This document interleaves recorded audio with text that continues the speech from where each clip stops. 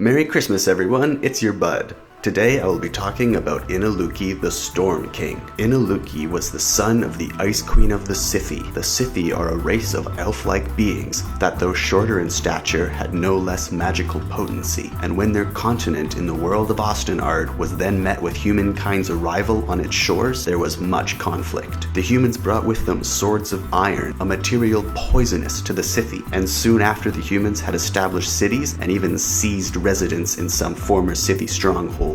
It was then that Ineluki forged his sword named Jingizu, or Sorrow as it would be called in the tongues of men, a sword forged between the witchwood of the Siphi and the ironcraft of men, after which he and his 5 closest allies, known as the Red Hand, destroyed themselves in such a way that they remain permanently between life and death and the borders of reality. From here, with the aid of the Ice Queen's loyal soldiers, he can set his plans into motion, and 500 years later, our story begins. Memory, Sorrow, and Thorn is a trilogy that takes place in the world of Ostenard. Written by Tad Williams, it is the perfect step in between Lord of the Rings and Game of Thrones. In fact, many Game of Thrones ideas were represented here first in this series. And if I listed them all, then I'd spoil every single thing for both series. That's how much Game of Thrones takes after Memory, Sorrow, and Thorn, for good or bad. Some very good examples of this are the Hayholt being Winterfell, the Siphi being the Children of the Forest, the Dragonbone Chair, which is the name of the first book in this series,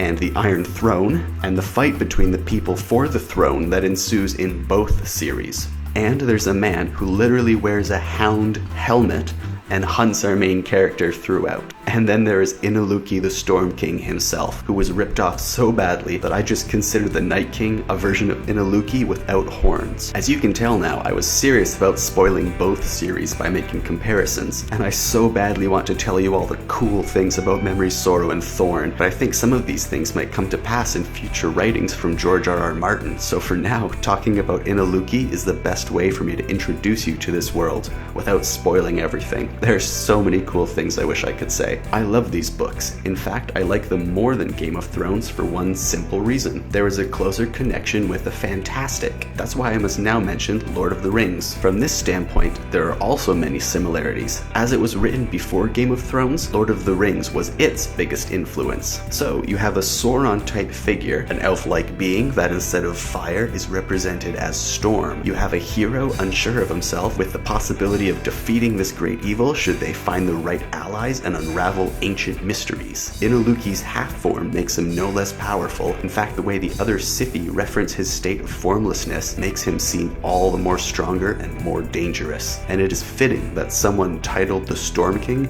would have a tempestuous form as well. I also think of the Green Man or the Horned God when I see Ineluki. His form is drawn from such a primal image, a being that suitably makes for a terrifying villain. There are no chapter lists in this series of Memory, Sorrow, and Thorn, so I cannot find any quotes, but there's a Helm's Deep style battle where our heroes are besieged by the Siphi of Ineluki, and it's glorious. And as the Siphi march towards this fight, it describes beings of pure cold, walking through the storm of snow unfeeling, and set on only one thing, the destruction of the world of men. Exactly like White Walkers from the Game of Thrones. If I ever get time, or if you all give this video a lot of likes, then I will take the time to read through all of these books again and tell you everything I thought of them. I hope you enjoyed learning about a new villain and that you found a new book series that you can read. If you want to know more, let me know. Otherwise, like and subscribe, and I'll see you in the next video.